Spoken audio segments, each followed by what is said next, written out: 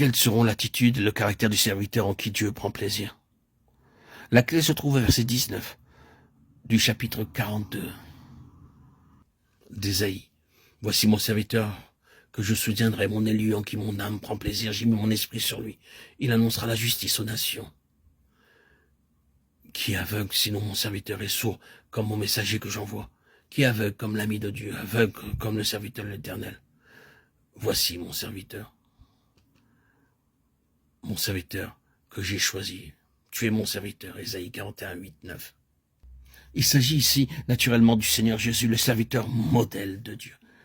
Et c'est à ce titre-là que nous le considérons ici. Le caractère expiatoire de son œuvre, décrit au chapitre 53 d'Ésaïe, reste quelque chose de tout à fait en dehors.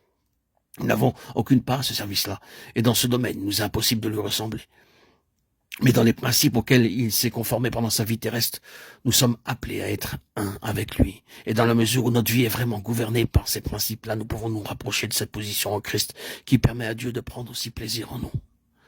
Or, dans ce verset 19, ce serviteur de l'Éternel nous est présenté avec deux caractères très particuliers, la surdité et la cécité.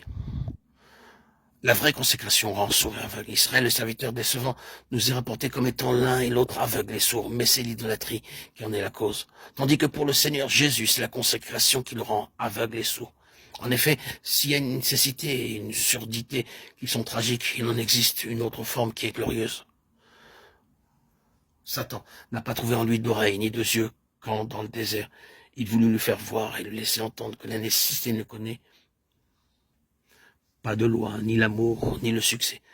Même quand ces suggestions sont camouflées par des textes de l'Écriture, le vrai serviteur de l'Éternel refuse et de voir et d'entendre, plutôt que de s'écarter d'un cheveu de la volonté de Dieu.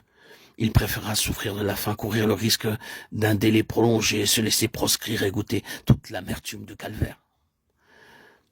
Invoquer le principe de défense légitime, être l'auteur de son propre avancement, se frayer un chemin par un effort personnel, non. Les fins de Dieu ne peuvent être assurées que si les méthodes de Dieu sont honorées. Porter ce serviteur-là par un mouvement brusque sur un trône de fortune et compromettre ainsi les résultats spirituels de sa mission, aucun mouvement populaire n'y parviendra. Derrière la sollicitude d'un ami inquiet pour son bien-être et son sort à venir, il sait reconnaître l'adulation retorse de son adversaire, le serpent. Cet attachement de son intime est incapable de le détourner de sa voie. Il l'a accepté. Il en connaît les pièges. Même quand l'épreuve atteint son paroxysme, à l'heure de l'indicible souffrance, on aura beau épuiser contre lui les dernières armes de la corruption et lui promettre de croire en lui et de le suivre, rien ne peut le faire descendre de la croix. Ce serviteur-là personnifie le sacrifice entièrement consumé de l'ancienne alliance. Il reconnaît à Dieu tous ses droits et son seul objectif est de lui en assurer la jouissance. Ces droits, ils se résument tous en deux mots. Ta volonté. Et ils exigent de sa part l'abandon le plus absolu, une attitude dépourvue de la plus petite suggestion de volonté personnelle. Semblable abandon fera toujours du serviteur de Dieu un homme qui n'est pas de ce monde, ni par la pensée ni par l'esprit. Souvent, il devra dire non et provoquer de ce fait bien des malentendus. Les opportunistes, pendant ce temps, tiendront le haut du pavé et dans un certain domaine auront beaucoup plus de succès.